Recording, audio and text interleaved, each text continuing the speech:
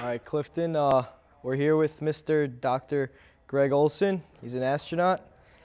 Mr. Greg Olsen, when did you want to first become an astronaut? Well, you know, I'm old enough to remember Sputnik, the original satellite in 1957. I was in 7th grade when that happened, and it was like a wow moment. So I think even when I was 11, 12 years old, I dreamt about going into space, but I never thought it would happen. So one of the lessons I learned is don't give up on your dreams, because at 60 years old, I got into space. Really? That's amazing. How did you go about becoming an astronaut? What was like the first steps you took? Well, I'm not a full astronaut. I mean, I'm a private, the Russians call it a space participant. So I'm not qualified to fly a vehicle, but I am certainly qualified to fly in the vehicle. And that takes a lot of training to learn all the safety and emergency procedures, because the last thing I want to do is be a burden to the crew. So I had to train in Russia for 6 months in order to do this. All right. Can you tell me about some of the missions you were involved in? Sure. I actually did a number of medical experiments for the European Space Agency. Experiments that had to do with motion sickness. That's actually a big mystery. They cannot predict who will and who won't get motion sickness. So I actually served as a guinea pig, and I did some head movements to try and make myself sick. Turns out I'm pretty resistant to motion sickness, so you know, I'm just another data point. But I had a very ambitious scientific program planned. I was going to grow crystals in space, and I was also going to bring my infrared camera to image the Earth and look at water content of crops. But for complicated reasons, I wasn't able to do that. But I was able to get into space, and that made it all worthwhile. That's amazing. Can you tell me a little about what's daily? What was your daily routine in space? There is a routine, because every minute of time you're in space is scheduled.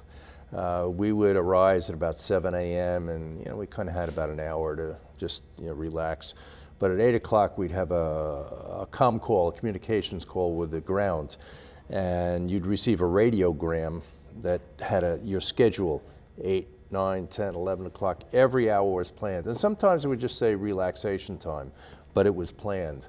Time to take pictures, time to do your experiments, time whatever it was, change filters, whatever the job was, it was planned in advance.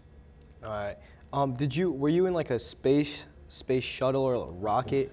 Well, I was on the space station for 8 days. But to get there, I flew on a Soyuz rocket, which looks much like the Apollo. Right. We're in a small capsule, and it's pretty cramped. Can you describe like the takeoff, like in movies, they dramatize it to look very intense. Is it very intense when you take off? Yeah. The thing about the takeoff, though, is it's all in one direction. It's all basically upward. Now, you're inclined so that the acceleration forces are going through your body, not along your body. Because if that happens, then it's harder for your heart to pump blood to your brain. And about 10 Gs, most people pass out. Now, we only had about 3.5 Gs, or 3.5 times the force of gravity going up. But it's still a pretty intense force. And you're just being pushed back in your seat real hard. All right. Like, what were meals in space? What did you eat? It's like backpacking food. My favorite were the NASA shrimp cocktails. They were dehydrated shrimps, and then we injected hot water, and they reconstituted, and it had kind of a tangy taste. Because most space food is bland, applesauce, beef stew, and I mean, that's intentional because they don't want you to have digestive problems. All right. What was it like re-entering Earth's atmosphere? Re-entering is tough because in addition to high G-forces from slowing down or decelerating, you're tumbling, you're rolling, sparks are flying, and I mentioned during my talk, we had an air leak. We lost 30% of our air. And on top of all that going on, I had to hold an oxygen valve open for over a minute, and that was a pretty tough thing to do with a space glove on in order to reboost the pressure. Did you, while in space, did you ever like exit the spacecraft? I didn't do a spacewalk. That takes a lot more training. All right. Where did you land after you re-entered Earth? Good question. We landed in Kazakhstan, which is in Central Asia. It used to be part of the Soviet Union, and all their original Sputnik and Yuri Gagarin flights originated there. Now we land on the ground. We come down by parachute and land in the middle of the desert. That's amazing. So, like, was it rewarding going to space? Oh, I mean, great memories? After the birth of my two daughters, Kim and Krista, best thing that ever happened to me. Oh, really? And you said you were 60 years old when you went to That's space. correct. Yep. Was it physically enduring, mentally enduring? You know, it was reasonably challenging, but I think, you know, any 60-year-old man in reasonable shape, you don't have to be an Olympic athlete, could go into space. Did you have to fulfill like any physical requirements before going to space? Like yes, tests? I did. We worked out for 2 hours every day, and they did give us tests. Like swimming, we had to be able to swim both 100 meters and 800 meters under a certain time. They saw how far I could swim underwater. I used to do scuba diving, so I did pretty well on that. But yeah, we were tested. And you only participated in one space mission? Right, Expedition 12 it was called. And that was with a Russian? We launched, that part was on the TMA-7. We launched by the Russian Space Agency, but once we got to the station, and it was called Expedition 12. It was a combination of American and Russian space people. How many other American astronauts were with you?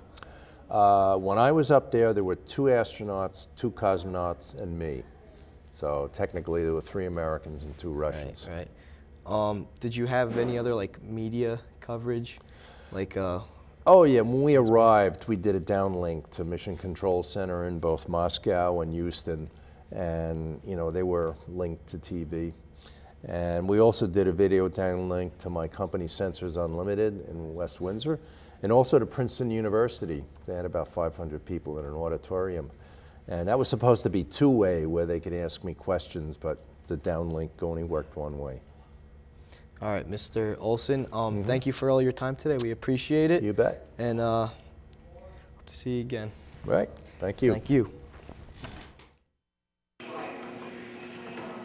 I thought that was someone telling me they postponed the launch, but all right.